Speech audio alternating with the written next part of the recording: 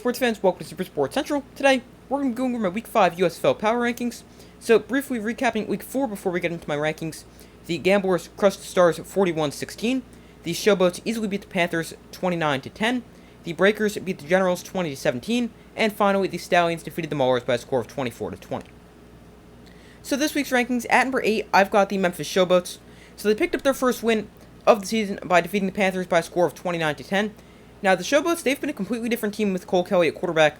In his 2 starts, the Showboats have scored 26 and 29 points and have a 1-1 record. Plus, Cole Kelly has put up good numbers, as in his 2 starts, he's got a 56% completion percentage, 458 yards, 4 touchdowns, just 1 pick. Now, the Showboats are still 1-3 and still have Todd Haley as their head coach, who continues to make some bold and questionable decisions. But the Showboats have definitely shown improvement over the past 2 weeks, and they come in at number 8. Number 7, we've got the Stars. So the Stars have by far been the most disappointing team in the USFL through the first 4 weeks. They're only 1-3 and are coming off a brutal 41-16 loss to the Houston Gamblers. They could not stop the Gamblers' offense, allowing 41 points, 463 total yards of offense, including 219 rushing yards. And now offensively with the Stars, they weren't good with just 199 yards of offense. Their offensive line allowed 6 sacks. And now through 4 weeks, Case Cookus has been sacked 19 times. That is almost 5 sacks a game. And now the Stars' offensive line also impacts their ability to run the football, as through the first 4 weeks, they have the worst run game in the USFL, averaging just 50 yards per game on the ground. The Stars' struggles in the trenches aren't just limited to their offenses. Their defensive line hasn't been good either. They have only generated 6 sacks, which is tied for a league worst, and also allow a league worst 149 rushing yards a game. So the Stars have been terrible this season and desperately need to figure things out. They enter my rankings at number 7 after 3 straight losses. Coming in at number 6, we've got the Pittsburgh Maulers. So they lost to the Stallions 24-20, but they've been a lot better over the past 2 weeks, especially offensively, as quarterback Troy Williams has been much better than James Morgan. Williams has started the past 2 games, and he had his best statistical game of the season with 217 passing yards, 63 rushing yards, and a touchdown. Now, he has an element to their offense with his rushing ability, because the Maulers don't have a good offensive line, but the mobility of Troy Williams really allows their passing attack to be decent, and also allows adds another element to the rushing attack. Now, the Maulers had another great defensive performance, forcing multiple turnovers and holding the Stallions to just 4.7 yards of play and 17 offensive points. And the Maulers, they're still 1-3, but they've been improving ever since they put Troy Williams at quarterback, and they've been improving every passing week, and they find themselves at number 6 in my rankings. Coming in at number 5, we've got the Michigan Panthers. So they have severely cooled off after their hot start. They're now 2-2 after they've dropped each of their past 2 games. The Panthers weren't good against the Showboats. They lost 29-10 to the Showboats, a team that was previously winless. So now the Panthers offensively, they were not good with 4 turnovers. Their passing attack wasn't good with only 134 passing yards. Now their rushing attack was great with 127 rushing yards, but their ground game can only do so much when they're constantly playing from behind. And in fact, they did not lead this game at all. And the Panthers desperately need to get back to their winning ways when they take on the Maulers next week, but the Panthers enter at number 5. Number 4, we've got the Houston Gamblers.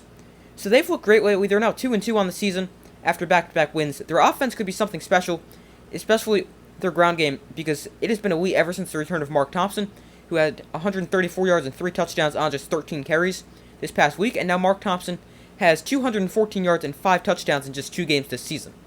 The Gamblers' passing attack has also taken several steps forward in the recent weeks, and quarterback Kenji Bahar is coming off a game with 230 yards and 2 touchdowns, and the big difference for the Gamblers' offense and Kenji Bahar specifically, their turnovers, because Bahar had 6 turnovers in weeks 1 and 2 combined, and now in these previous 2 weeks, he has just 1 combined turnover, and that has really helped the Gamblers' offense.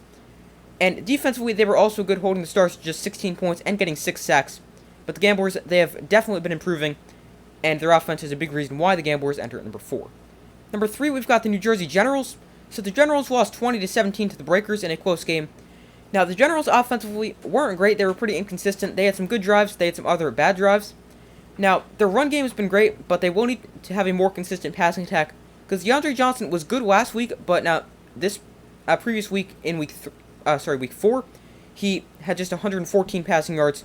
And now, defensively for the Generals, that has been a very bright spot for them all season long. They've got one of the best defenses in the USFL, and they held the highest scoring team in the USFL in the Breakers to just 20 points, and gave the offense a chance to win.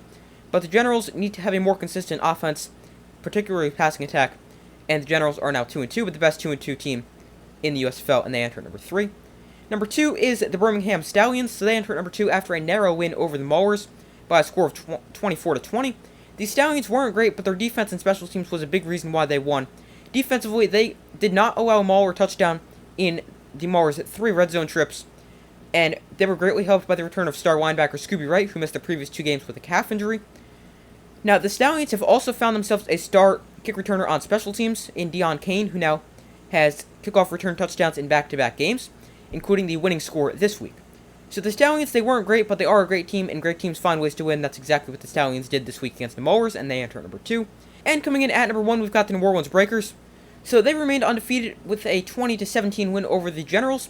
Their offense was slowed down somewhat, but star running back Wes Hills had another great game, yet another multi-touchdown performance, and he now has 8 touchdowns on the season in just 4 games. And to put that into perspective, last season's touchdown leader was Darius Victor, who had 9 touchdowns in the entire season. So for Wes Hills to have 8 touchdowns in just 4 games, that is absolutely ridiculous. Now, the Breakers' defense, they were very good, holding the Generals to 17 points.